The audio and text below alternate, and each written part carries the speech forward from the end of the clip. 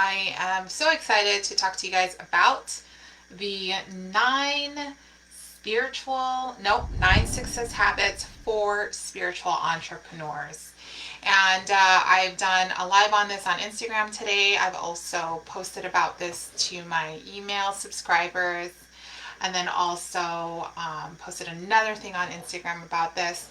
And the reason why this is so big and important to me to share is because these habits that I am talking about are all about um, learning, growing, healing, and really creating the kind of business and life that you ultimately want.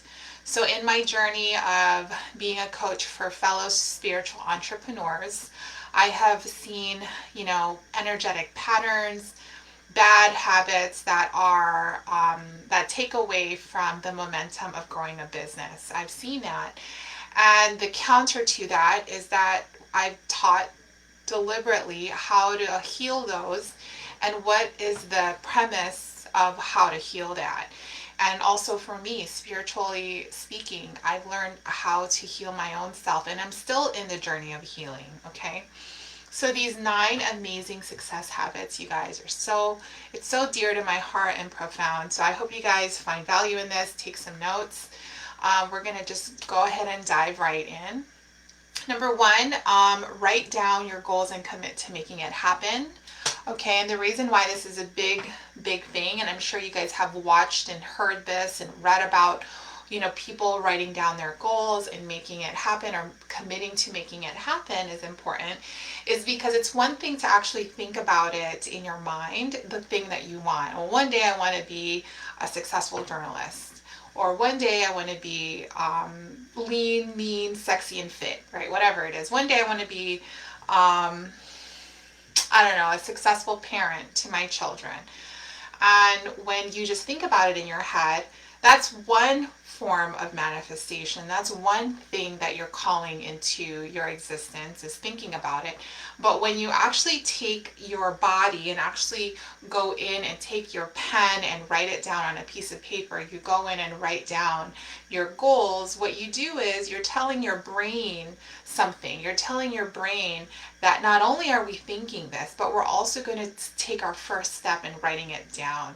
And when you write it down, it creates a neural pathway that kind of allows for you to have more of it lining up for you. It kind of makes your brain start thinking about ways to do the action required to achieve the goal. So it kind of doubles down on the goal itself when you write it down. So it's more of a powerful, energetic vibration. It also calls your brain into action.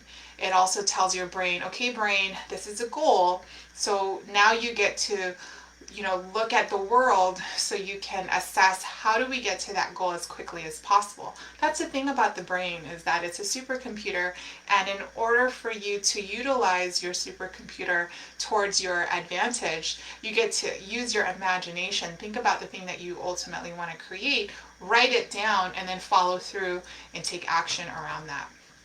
That is number 1. Number 2, you guys, is start honoring and listening to your intuition. Start honoring and listening to your intuition.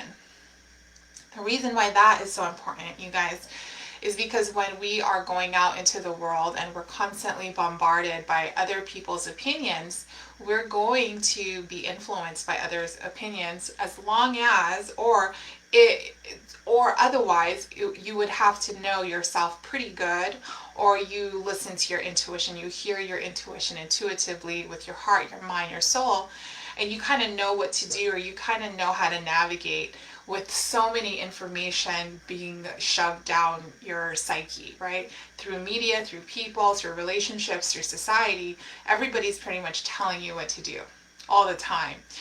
And if you don't listen to your intuition and hear, you're going to be a wavering leaf, kind of like floating in the air at anybody's opinions or anybody's advice.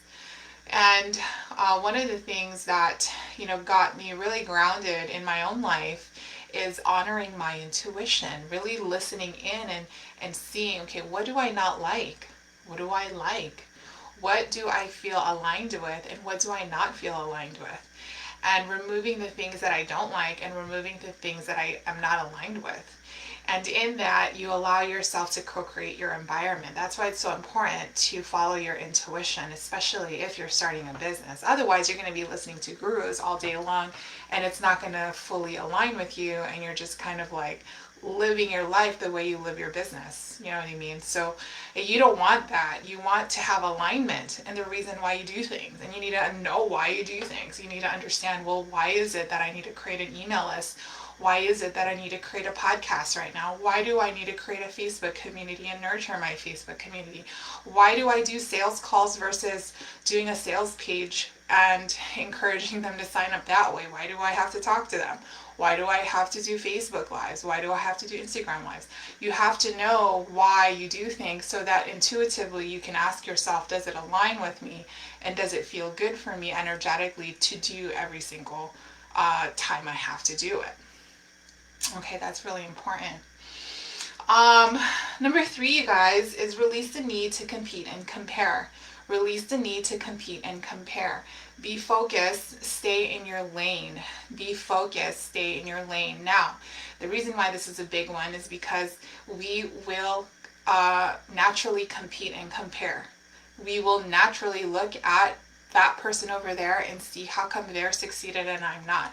We'll naturally look at our neighbors and look at the cars they drive and judge whether they're more successful or I am more successful. We're also going to look at our peers and see, what are they doing? What are they driving? What are they filling their week with? What are they doing that I'm not doing? It's a natural tendency to compete and compare. But the problem is that if you're not aware of it and you allow that competing and comparing to dictate your decisions, you are going to have a terrible time trying to achieve your goal. And that again is being influenced by your outside scenario. People are going to influence you, they're going to make a move, and you're going to make a move. And it's reactionary if you look at that, right? That is not co-creating. That is you reacting to outside stimuli, whatever the way you say it. You're responding to the outside forces to create your life, and that is not sustainable, you guys. That's why I say, release the need to compete and compare. Stay in your lane. Do what it is that you're supposed to do and be focused in that until you achieve the goal. All right, next, number 4 is find a mentor that has core values that you align with.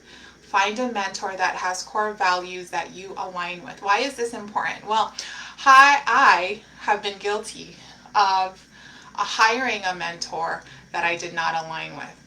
And meaning, he didn't have children, he was young, and I was just more impressed with his material wealth, but not his spiritual maturity, no spiritual understanding of himself. He probably hasn't even done healing or work around anything.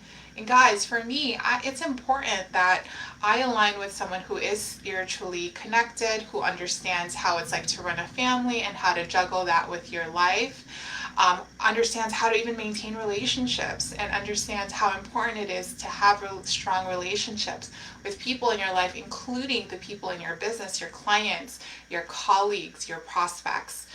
And I felt like all of that was kind of shitty for him. Like, it was a lot of examples of, ooh, that seemed kind of harsh, how he responded to people in kind of a masculine way, and it wasn't aligned with me, okay? So find a mentor that has similar core values as you, or has core values that you would like to embody as well in your own life and in your business, and inspires you to be a better person in your community. And if you are looking at coaches only due to the fact that they are more successful financially than you have to take a look at the deeper meanings to things for them. Why do they do stuff? Do they do stuff to just show off, or do they do stuff to make a change in their community? Do they do things for their family? Is their family a priority? Do they even have a family? Are they even married? Do they even have relationships, or are they kind of working on themselves right now and aren't really sure if they want a relationship? These kind of important guidelines that you want to follow when you have and are looking for a coach, you need to look at and really have an honest conversation about it with yourself. Because if you are going to be working with a coach that is not aligned with you, they're going to ask you to do things that are not aligned with you as well. And that's where it takes away from the success of you in your business, in your life.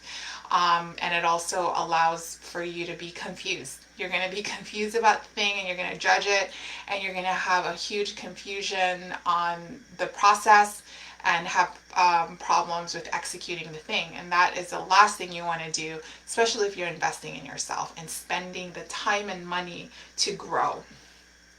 All right, guys, you see the importance of that. Number 5 is be coachable in your journey. Let go of the need to be right. This is a really big one as well. I've been in the coaching industry for as long as maybe 2012. I've been in the coaching industry because prior to being a coach, I worked for a coaching company. And I've seen many clients not be coachable in the process of being a part of a coaching program. They're not coachable. They're righteous. They think they know everything.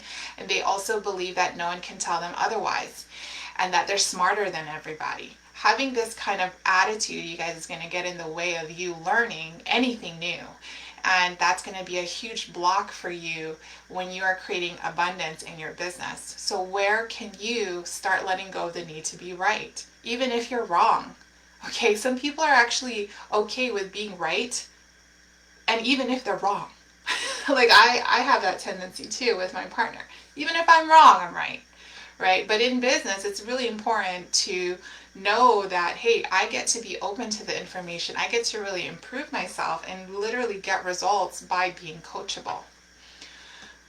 Number 6, you guys, is practice gratitude for what you have now. Let go of the need of complaining. Okay, so where in your life do you complain? Oh my God, you guys, I'm really surprised because there's so many people who just sit there and just complain about stuff and don't do anything about it. Like, it's bananas. They complain, they talk, they complain, they complain. But when it's time for them to create a solution, to be a problem solver, to take initiative and taking charge of whatever it is that they're complaining about, they like have their hands behind their back and they're like, I don't know what I'm supposed to do. And then what are you doing complaining? Be solution oriented. Practice gratitude for what it is that's happening, whatever it is that you can be grateful for. Guys, solutions actually pop up like that if you shift your perception about the thing. Practice gratitude for what you have now. Let go of the need of complaining. Number 7, be mindful of the closest people to you as they influence your thoughts, behaviors, and actions. Yes, can you believe that actually happens? Yes. I'm sure you guys heard it a million times. Your 5 closest friends to you are reflections of your results, right? So if you got 5 broke people around you, you're going to get 5 broke people in your results. You're going to have broke results is really what I was trying to say. But the point of this is to be very conscientious of who you allow on your table of advisors. Now, table of advisors is literally my fancy way of saying the people you listen to. Who is your table of advisors? Who are they a part of? Who are they? What do they do in their life? And what is it that they create in their life? And what are the goals that they have? Or what are the things that they talk about? Are they more positive than other people? Are they complainers? Do they judge? Do they think everyone else is wrong and they're right? How do you choose your circle of friends or people at your table? Okay, and that is a part of co-creating your environment, really curating your group of people that you listen to. Number 8, understand with every part of you that you are the cause of your life. Be accountable. And this is where you actually stand in your power of that you're the cause of your life. You're the cause of your life. You're the common denominator in every aspect of your life as to whether it succeeds or fails. Where can you be powerful and make shifts around what do you need to do to change so that you can have a different result in each area of your life? Because you are the only person who causes yourself to succeed or fail. You are. Be accountable, be responsible for that. Last one, guys. Heal your heart and your mind. Make friends with your darkness. And the reason why this one is the final one is because we get to heal ourselves, we get to understand the darkness within us and utilize that darkness within us to our benefit, and to grow our business, to grow our family, to grow our lives. Use that darkness within you. One of my darknesses was the fear of being alone. And in that, 7 years ago when I became a mom, I went through postpartum depression. I feel like I lost all my friends. I felt really alone. I felt really confused. People who I thought were my best friends weren't really close to me. They kind of had their own lives. And I felt really like, what the hell? Why am I here? Why am I so unhappy? And it was because I hadn't been alone and I hadn't allowed myself to know my own internal power by myself. And that's when I learned that I get to do all of this stuff with you guys. Now I'm a coach. I'm a women's empowerment coach. I do spiritual workings, like inner workings with you, while building your business. But I wouldn't be here today hadn't I utilized my darkness to get me out of that. In that, I wrote a book, which many of you, if you guys are my close friends or people know me from a long time ago, you guys know that I wrote a book, and a lot of you guys actually bought the book. Thank you so much for all of the support around that. But I wrote the book. That's where I found my voice, because I went into my loneliness and used that and shared that with the community. So where can you use your darkness and share that with the community? How can you make friends with your darkness and share that with people? How can you do that? And that's where, you guys, you find your power and your purpose in your life, is to utilize the darkness inside of you, that thing that pisses you off and makes you feel like you want to be in a dark cave and never come out. That thing is the thing that will catapult your life into a different direction, as long as you see it as a way to develop your life, develop your business, be a better person, whatever it is. But it has to be more of a different perception around the darkness, that it's not all that bad. It's actually the thing that you're supposed to use to create wealth. Your darkness is the thing that you use to create wealth. So heal your heart, heal your mind, make friends with your darkness. That's the last principle, habit, guys. And it's huge for me to share that with you guys, because these are learnings from my own spiritual journey, along with helping out other spiritual entrepreneurs that I'm currently working with and have worked with for the past several years. And a lot of the times, we're kind of just going with the flow on things. And we take a look at the results and say, why did this happen? Well, that's because you're just going with the flow, buddy. You actually gotta be conscientious of how you make decisions. Guys, if you guys need help, if you are a spiritual entrepreneur or diving into entrepreneurship, growing your business online specifically, book a call with me. I am your spiritual business coach, and we work on all of this together. Have an amazing week ahead, and happy Monday. Mwah.